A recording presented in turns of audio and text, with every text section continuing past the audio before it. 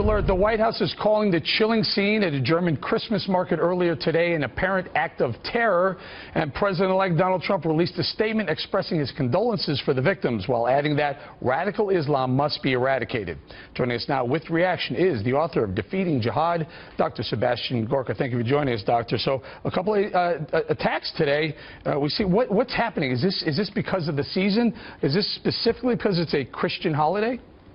Well, remember, Eric, that the San Bernardino attack also happened around the Christmas season. And in fact, Malik and Farouk killed 14 of their fellow colleagues at the Christmas party in the offices where they were employed. So Christmas is the ultimate infidel target, if you will. And if it does turn out, as very likely seems to be the case, that this was a jihadi attack, then we can expect more threats of this kind. So this is the reality of the world we live in. There is no front line like there was in World War I or World War II. Eric, the front line is when you leave your house in the morning or when you go to a Christmas market in downtown Berlin.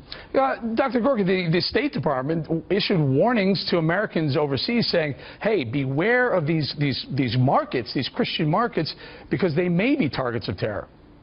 Yes, I mean, this is the sad reality.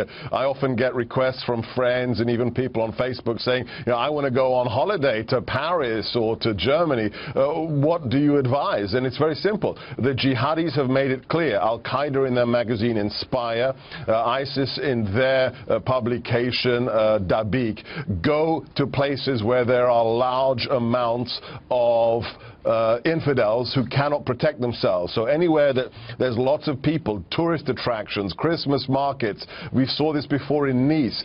This is the reality where there are a lot of people who are unarmed, who are civilians, who cannot look after themselves. That will be a seductive target for jihadis that want to attack infidels. Seductive target meaning it's a soft target. There's not a lot of defense.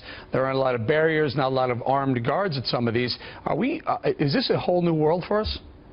Well, the fact is the dangerous reality, Eric, is that ISIS has learned from the mistakes of Al-Qaeda. Al-Qaeda was, ironically, too successful on September the 11th. They killed 3,000 people in 102 minutes. So afterwards, they were obsessed with weapons of mass destruction. They experimented with chemical weapons in Afghanistan. You remember the video of the puppy being killed. They wanted to go bigger and bigger and bigger. ISIS understands this is just about guerrilla warfare.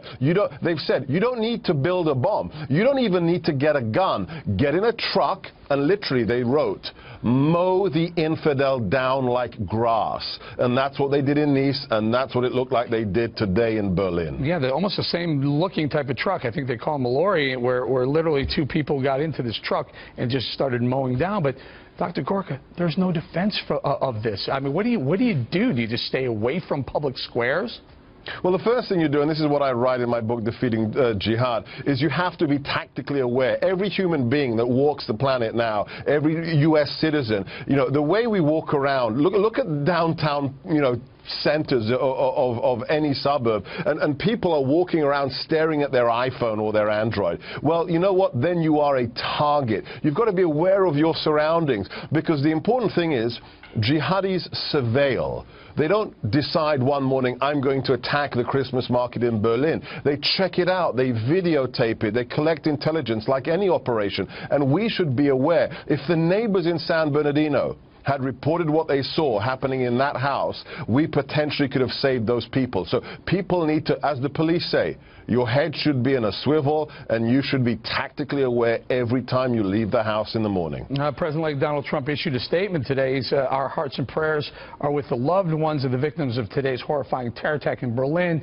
And he goes on to point the finger. He says, ISIS and other Islamic terrorists continually slaughter Christians in their communities and places of worship, and it almost is giving a warning to Americans overseas. Absolutely. I mean, this is the big thing that's going to change on January the 20th. There'll be a new sheriff in town, and the first thing that I can predict, if you listen to his Youngstown speech, if you read the book by his National Security Advisor, Lieutenant General Flynn, the first thing that's going to happen after the inauguration, political correctness is out of the window. We're going to throw away this idea that you can't call a jihadi, and we're going to be honest. They are religiously motivated, and one of the things they want to do is eradicate Christians. They're trying their darndest in Iraq. Just look at Karkosh, look at other areas that have been expunged of Christian culture, and they're trying to come back now to burnt houses and destroyed churches. That's the enemy, and we're finally going to take them seriously come January 21st. Dr. Gorka, the other horrific event that took place today was an assassination of a Russian diplomat in Turkey. 22-year-old gunman shoots and kills the Russian ambassador in Turkey. Talk to us about the significance of that. Yeah, this is a very, very lethal threat. So the reports that we have already are that this young, if you look at the video, which is a shocking video, which I'm sure we're going to have to live with now for years going around the internet, this young, fit-looking man in a dark suit and a tie, allegedly he was a police officer. So this is what we call the insider threat. This is somebody who's inside the security services. He's authorized to use force. He carries a weapon. He gets inside the perimeter into the so-called sterile zone, and in the middle of an art gallery, guns down an ambassador. That's one of the most pernicious threats we have to deal with, the people who are inside the wire, as we say. And then immediately after firing those shots, he yells out Allahu Akbar several times and says, and then he makes some reference to Syria. You'll die in Syria, I'm sorry, we'll die in Syria, you'll die here. Yes, absolutely. So this is connected to the ongoing, what I like to call, global jihadi movement. This is a young man who's decided to go against the regime itself, the allies, if you will, the people that are working in the theater, and send a very clear message. He's shouted, Allahu Akbar, God is greater, or Allah is greater, multiple times. And then the other thing that needs to be noted, he shot other people in the art gallery. So he killed the ambassador, but other people were wounded as well today. All right, Dr. Gorka, thank you very much. It is a very, very dangerous world. Thank you very much. And you know this, man?